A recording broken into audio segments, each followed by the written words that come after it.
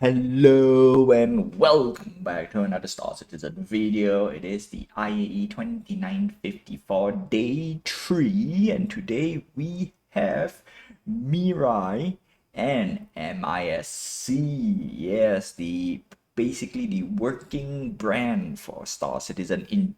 They started off as a working brand with MISC, but now they also have I would say the speed division or the racing division. Can I say racing? Because they're technically they started off racing, okay. Because most of the stuff they have it on under the Mirai brand is all speed, and it is a subsidiary under the MISC brand per se. But in this case, they want to split it up into a distinctive brand by itself, but still a subsidiary nonetheless, because it still have all the MISC's goodies stuff there. And without further ado, don't forget to like, subscribe, hit the notification button and help this channel grow. And let's start off with PSA number 1. You do not need to buy any of this shit with real money. All you need is a starter pack. And what's better than a starter pack? A discounted starter pack. And of course, before you buy IAE2954, it is a free fly event for anyone who wants to try out Star Citizen. That's right, you can play it for free and you can try all the ships that you can fly in the game.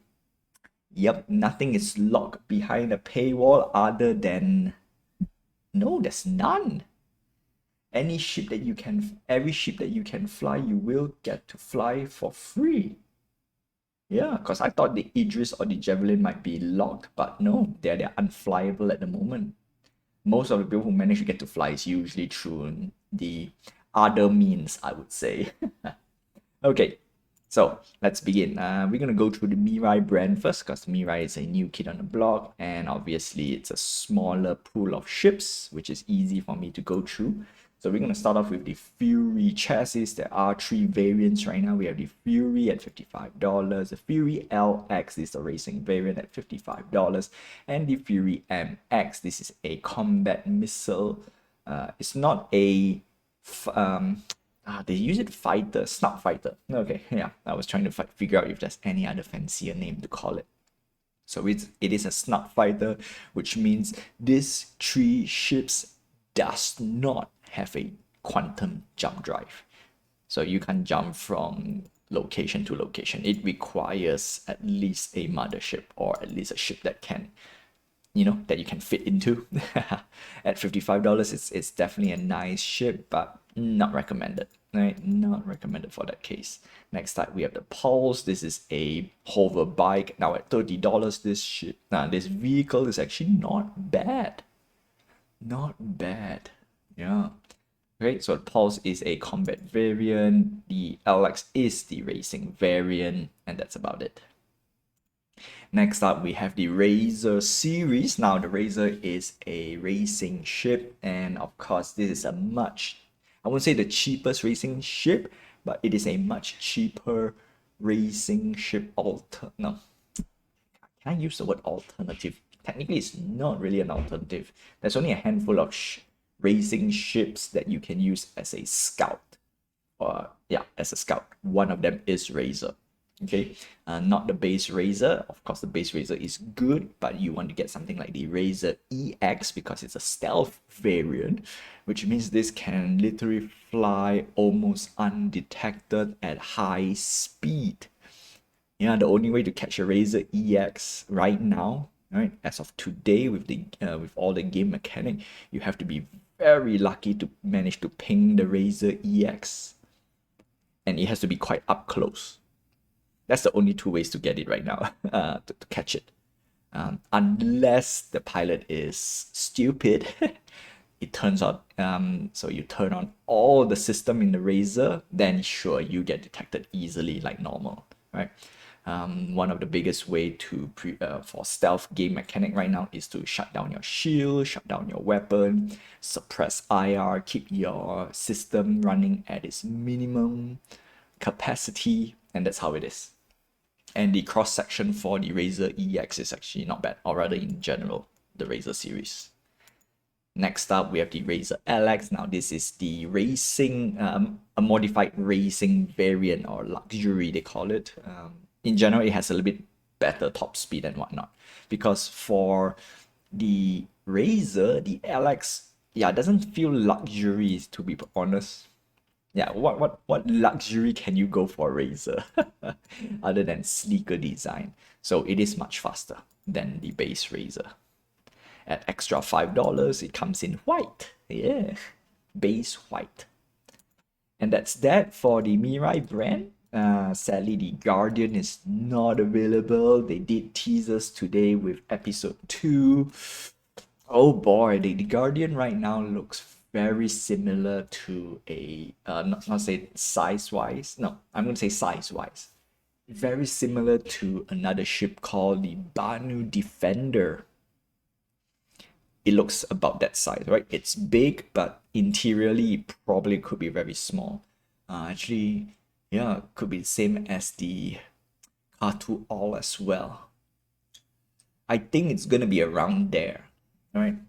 Alien ship, but of course with human amenities. I don't want to speculate, okay? Personally, I don't want to speculate. So, anyway, that's that for Mirai brand. Now let's look at MISC, the workhorse brand for the verse. And we're gonna start off with the Star Lancer Max and the Star Lancer Tech. They went up, I think they went up in price already because I saw the price tag. It feels different by $25. But first, we're gonna look at the Warbot Daily Deal, the Freelancer MISC. Now this is a nice ship. I've piloted this ship extensively back at the days because during the arena combat, and I took this ship for, I think, Vendul Swamp. Yeah, that's how I managed. No, not Vendul Swamp, Pirate Swamp. Pirate Swamp, that's how I unlocked the Pirate Caterpillar and the Pirate Gladius. Yeah, this ship is very, very fun to fly with. However, it's not nimble, right? Out of the Freelancer, out of all this, no, not say Freelancer, most of the MISC flies like a brick. Okay, so you need to, there is a very heavy feel to it, which is nice for some people out there. But for me, is you need to get used to it because it turns, yeah, it's a terrible turner compared to other ships. But it's a nice ship once you get the hang of it. So in this case, you get a Warbond Daily Deal, which is great. Now, let's look at the first ship on the fleet. It is the MISC Endeavor, and this is the only MISC ship I have it in my fleet, and I don't think I'm gonna melt it at all. This is currently an industrial heavy science ship. Now, the Endeavor is a modular ship. As you can see, there is some biodomes here. Now, the reason why I picked up the Endeavor is space farming. If I don't want to do mining, if I don't want to do salvaging, you know what? I'll do space farming. And of course, secondary is the Endeavor have a lot of module. One of its module is a hospital. So this is technically a tried and true space hospital if you don't want to do space farming. And another one is its science module. Now, the thing about the science module is I do not know how or what gameplay would it bring into Star Citizen. So that's like a big question mark. And last but not least, there is an exploration module. So if you want I see that again, I do not know how this exploration module works, the science module works, space farming, probably just grow crops, so that's self-explanatory. Hospital, I would say more medical bits, right? That's that. So exploration, question mark, and science, question mark. But at the same time, this is the biggest ship out there that you can do your exploration and science stuff if you so I have to wait, okay? So I'm gonna put a pin on the Endeavor at $350. This ship will go up in price 100%. And do note the modules is separate, which means you have to buy separately. There we go. Biodome pod, $100. That's crazy. Collider pod, this is sciencey stuff, I'm gonna say. Yeah. Let's see. Then we have crew pod, so many things. Fuel pod, if you want to make it a long-range exploration. It has a landing pod, one of the things that I like it as well. Med pod, we have research pod. So it's like so many things. Science pod, telescope pod. This is probably the exploration module. I think optional telescope array turns endeavor to extremely powerful mobile star constellation observatory. I think it's just observatory. What do I need to observe? Question mark. Very, very big question mark. Yeah, we don't care about this. These guys are crazy, crazy expensive. That's the reason why I don't want to talk about it. But at the same time, I need to admit, there are expensive packages out there. You have to be careful that you don't want to, buy the wrong thing and assume that you need to spend so much money. That's why only starter pack is needed. So that's that for the Endeavor. Next up, we have the Expanse. Now, the Expanse is an industrial refinery. So technically, it's a ship that you can go along with your Prospector. Now, the Expanse is a nice little niche ship. I love industrial ship. And of course, MISC creates more ship-like. I know it's ship. I don't have any other better word, but it looks more ship, right? Spaceship. Yeah, so it's lovely in concept, unfortunately. Next up, we have the Freelancer series at $110. This is the base version. We have the Expedition version, Freelancer. We have the Freight, which is Freelancer Max. Now, I highly recommend Freelancer Max in general because it can carry a Ursa, if I'm not mistaken, or if not, Grey Cat Rock. So you can actually not just do freighting, you can also do ground mining if you choose to. For Pew Pew, yeah, most Freelancer series is not that great. Okay, yeah, that includes Freelancer MISC, but although I like it, right? Definitely the Freelancer Max flies heavier than the MISC, that's for sure. But makes it $175, not bad. Not bad. You actually do have a little bit of cargo space inside, so it's kind of an all-in-one as well. It has bed for you to log off. It's a wholesome ship, all right? In this case, it's a wholesome ship. So if you want to pick up the Freelancer, yeah, Freelancer is cheap, right? $110 for everything. MISC has more pew and armor. Next up, we have the Haul series. Now, the Haul series is a dedicated hauler. This is only for people who wants to roleplay as a space trucker, and that's it. That's it. There's nothing else more for the Haul series, even though you can do a little bit of pew. Haul A, $90. Haul B, $140. In concept, it will go up in price for sure. Haul C, $500. That's crazy. If you want to pick up a Haul C, I would say just go straight to the Haul D for extra $50. Sure, it is in concept, but this will carry much more. And of course, the big daddy of all freighter, the Haul E. Now, the Haul E you can't upgrade to. It is classified as a capital ship. Yeah, no, you can't upgrade to, which is sad. Whereas the Hauls D you still can. There, upgrade now. So there we go.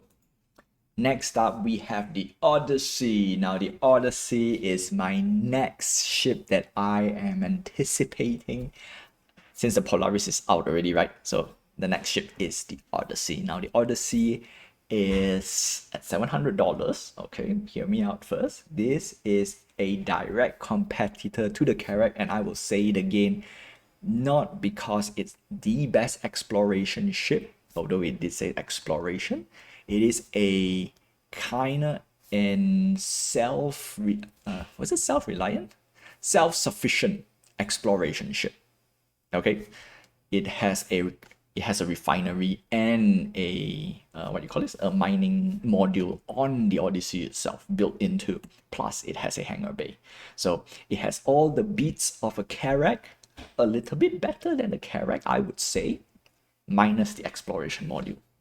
Because right now on paper, and most people will give me a lot of heat, which I will say sure, because one of the biggest reason why I would say it's a Carrack competitor, I need to see the exploration gameplay first before I can make the final judgment whether which ship is better. Carrack can be a good ship for exploration, but it's kind of it has to rely on refuel basis. whereas the Odyssey can explore for a longer period of time, maybe a week with a weaker exploration module or exploration sensor, how you want to call it. That's the reason why I need to know the exploration gameplay before I can say which ship is worth picking for me. Because for all I know, the Polaris has capital radar, and if the capital radar is almost as good as the Carrack's exploration module, hey, I would pick the Polaris over the Carrack. Yeah, but anyway, that's a whole big story and whole nother story that I won't go into yet, because we need to wait for the exploration module. But the Odyssey is my next ship to look at because it's self-sufficient, plus it has a hangar. If this hangar can put a saber exactly like it shows, the Odyssey is actually gonna be a very, very fierce competitor to the Carrack. Yeah, but $700, this guy will go up in price, that's for sure. Okay, next up we have the Prospector, which is the only single-seated mining ship in the verse. Unfortunately, it's the only one right now, right? $155. This is a what do you call this? A niche profession ship, and most single-seated profession ship out there, I would say it will be in around the ballpark to 150 to 175. It should be around there. If it's more, we need to question why and what does it bring extra. If it's less, hey, I would pick less over more. Next up, we have the Reliance series. Now, the Reliance series is one of those ships that is great for selection in the verse, but not really a great pick in terms of buying with real money. That's how I look at it. Yeah, it's like it's neither here nor there for your bank for your value if you want to buy. But for variety in the verse, if you want to get a Reliant core in the verse, hey, that's a great ship. It's great. All right, so the core, I call it core. It is a light freighter. Well, I sometimes will change core. The Reliant freighter, I'll call it. All right, so that's freighter. Then we have the Mako, which is a reporting ship, basically space van or space reporting van. Okay. Next up, we have the Reliant Sand, another science vessel. Again, we do not know how science will work in the game, so I will put a pin on that for now. And last but not least, the Reliant Tana, a Pew Pew variant. Now, the Reliant Tana has lots and lots of firepower for its price tag. However, is it a great combat fighter? Now, that's something I would say, not to say yet to be debated, but there are some better alternative, right? For example, the Anvil Arrow, same price, smaller, more nimble. Yeah. So this is like, I would say it's great ship in between the Arrow and the Gladius for now. But it flies like a Reliant Tana or a Reliant series, so it has big wings. Your cross section is kind of big-ish from the side. So yeah. Next up, we have the Starfarer. So we have two variants, the Starfarer at $300 and the Starfarer Gemini at $340. This is a refueling ship, or rather mobile refueler. This is normally, I would say, the best, not best. You kind of need one if you want to do for guerrilla warfare in general. Long range. To note it has to be long range. If it's a short range, you don't need it. And the Starfarer is one of those ships out there that I like the design. And truth to be told, it is the first ship that made me go, I want bigger ships. Right. The Starfarer is the main reason why I have the Carrack and the Polaris. Or not say Carrack and the Polaris. The Carrack first and then the Polaris. It is the OG guy that inspired me to get big ship. Now, the Starfarer, however, flies like a brick. But then again, for its utility, it is unmatched when it comes to refueling. For now, I would recommend get the Gemini instead. The Gemini is more heavily armed and it has a missile pod right in front, so it gives a little bit more teeth. Technically, you don't really need the missile pod on the nose in general. Yeah. But you want the more heavier armor, that's for sure. Next up, we have the Star Lancer Max. Now it went up in price. Previous price tag is 225. It has a special upgrade offer right now, which you can get it at the original price, not say original price tag, the introduction price tag, which is still great. And the Freelancer Max, I messed up. Star Lancer, come on. I got so used to the Freelancer. Now the Star Lancer Max. Yeah, no, we're gonna talk about Freelancer Max. And previous video for is it worth shipping? The Star Lancer Max is a ship. It's like the complete package of a spaceship or a starship. Yeah, the Max variant, however, is a cargo hauling variant, but it's still the one of the best ship to date. One of it has all the amenities of a typical spaceship, which means if you want to do your role play, if you just want to enjoy the space ambience, Star Lancer is great. Plus, it has a decent cargo bay, and the cargo bay can fit a few vehicles inside. Now, I have not tested a Star Lancer that if you can fit it with an Ursa or a Pisces. I need to double check on that.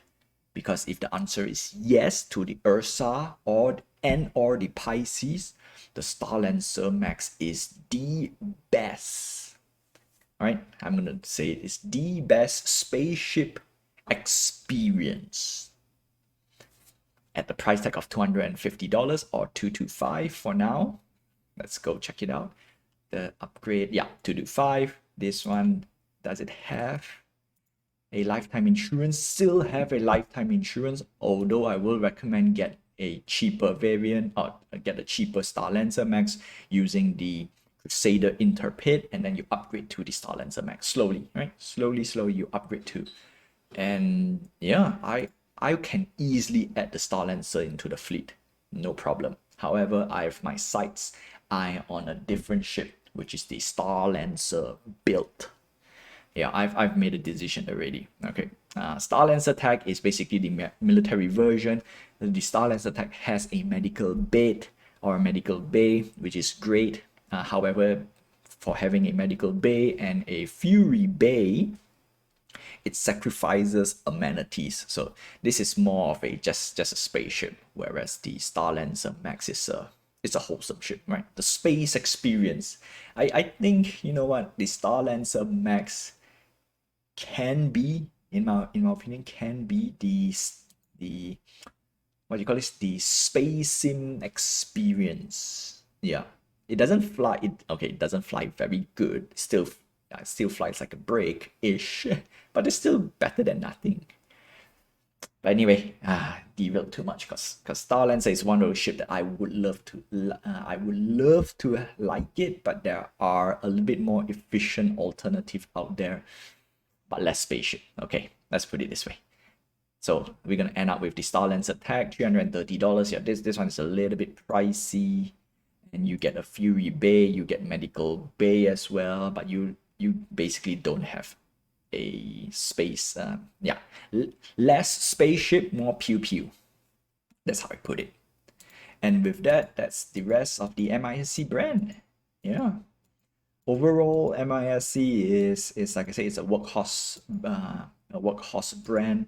That's the reason why I am eyeing on the Odyssey. I do love the Prospector, that's for sure. Reliant is like so. Starfarer flies like a brick. Star Lancer flies, not say okay. The reason I say flies like a brick because it flies heavy compared to the alternative or its competitor. Okay, it's not that the ship is terrible, because every ship, you know, you can kind of repurpose slightly a little bit. You can fly your own. The best part is, at the end of the day, you want a spaceship that you like to fly. That's it. That's the reason. That's one of the biggest reasons why Star Lancer Max is like 50-50. It is a great ship to fly, but is it an efficient ship to fly? The Intrepid, okay, I'm gonna chime in a little bit before I make its own video. The Intrepid is a nice ship to fly, but is it a great no, it's a great ship to fly, right? The experience for the Intrepid it's nice, love it. but is it an efficient ship? Because out there will be min-maxers, that's for sure. And sadly, the Intrepid is not under the min-maxing list. Okay, that's the end. So we have Odyssey that I want to look forward to. The Endeavor, when it arrives because this ship this is the only ship that has space farming. Unless you give me another ship that has space farming, then I will make a comparison. The Expanse is gonna be an industrial ship, which is gonna be probably like the Prospector with more baggage and stuff. Again, I want to see more of this in industrial gameplay, right? We have enough pew pew gameplay already. Come on. All right. With that, that's all I have for you for today. Don't forget to like, subscribe, hit the notification button, and help this channel grow. And until then, I will see you guys in day 4 for IAE2954. And if I'm not mistaken, it's gonna be an alien brand. Umbrella Aegis, get tagged. Oh, we're gonna have a lot of things to talk about alien ships. One of the biggest thing is we need more alien ships. Yup. And will they reveal anything new? I'm excited for tomorrow. Until then, I will see you in the bus and fly safe.